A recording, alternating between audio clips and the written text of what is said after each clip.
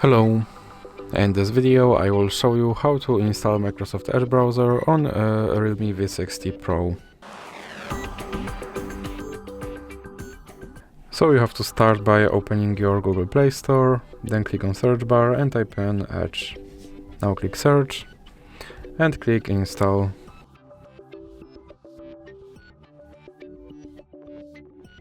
Now you can click open.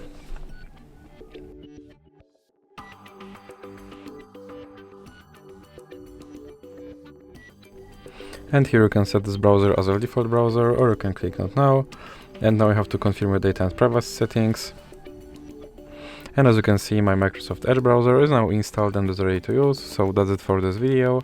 If you liked it, please remember to leave a like and subscribe.